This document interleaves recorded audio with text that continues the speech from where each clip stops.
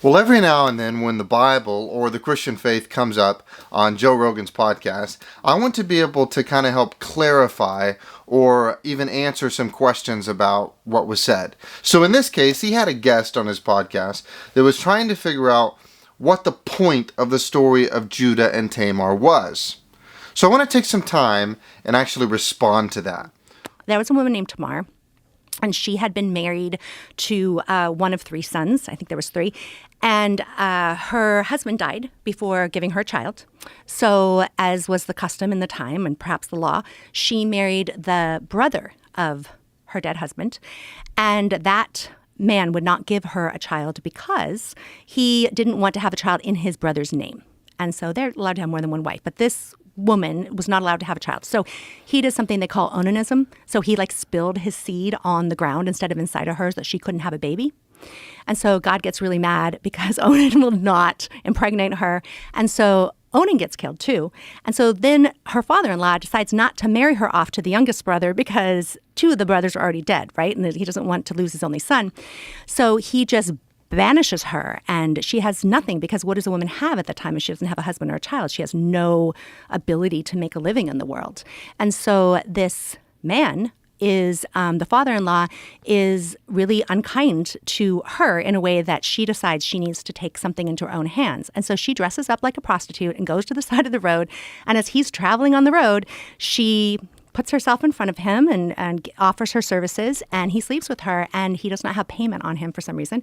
And so he gives her his staff, which is a token of his word or something. So at least he's paying his prostitute.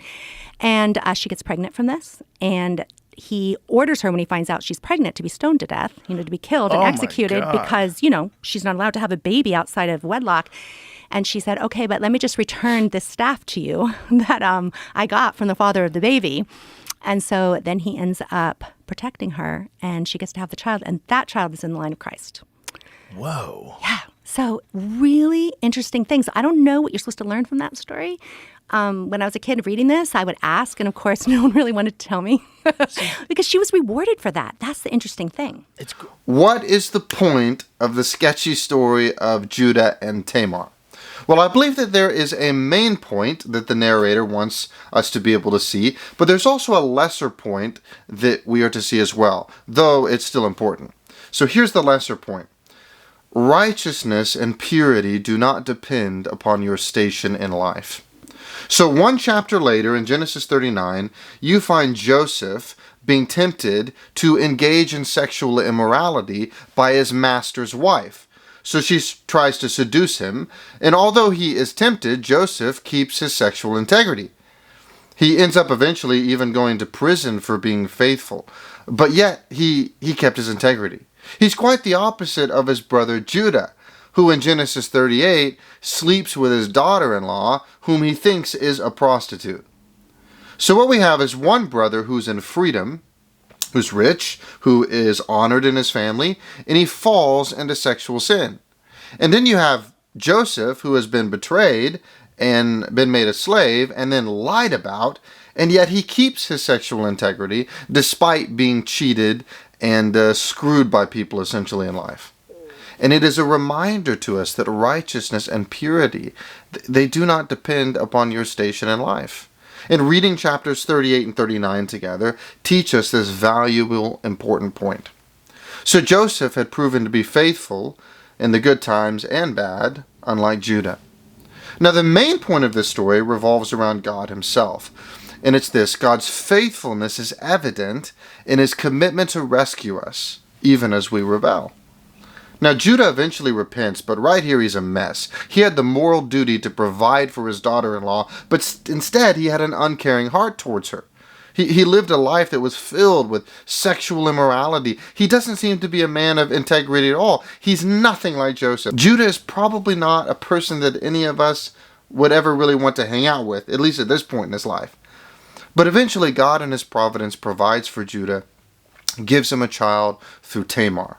And the reason that God does this is because in his love, he chose Judah to be the one from whom the Messiah would eventually come. So God used a desperate, desperate woman named Tamar. And he worked through some of her questionable decisions and actions to continue the promised line, to preserve the line of the Messiah through her own child, Perez. So eventually from Judah goes to Perez. Perez eventually would lead to David, and from David it would get to Christ. So God's promise faithfully to save his people by going to the cross was going to happen. It didn't matter how evil Judah was. God was going to be faithful despite his rebellious servants, because he had made a commitment to love and to die for his people. Remember that even though Joseph is used by God for great things, he's not the hero of the Genesis narrative. The one who leads Joseph every step of the way is God. The one who works through the evil choices of Judah. The one who has mercy on a Canaanite widowed woman named Tamar. The one who comes and saves. That is God. God is the hero of the story of life, and his faithfulness to his people is seen in that he is committed to rescue his people no matter the evil that they commit. God has a rescue plan. Not even our own evil choices can destroy that. Now, at one point, Rogan's guest says that no one could really tell her what the purpose of this story was. And I want to take a stab at why no one could tell her that. And I think it's probably because trying to discover what the author intended when he wrote this passage down all those thousands of years ago, it's not an easy task.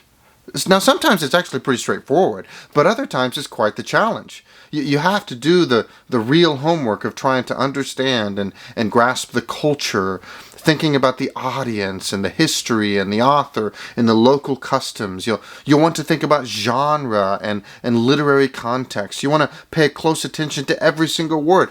It's helpful even to think about the original language. So, for example, if you live in the U.S., when you come to a Bible text in the Old Testament, you don't want to come to the text first as an American. You want to try to come to the text first as a Hebrew that is living in that time period and in that culture. Now, I want to be careful. I don't want to intimidate people into thinking that they need to know all these things that I've just mentioned.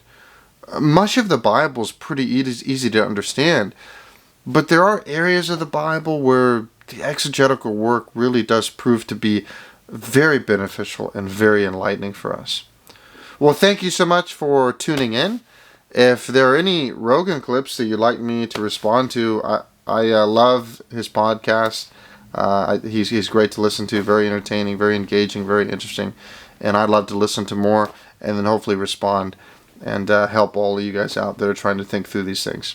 Well, thank you so much. God bless you in the way.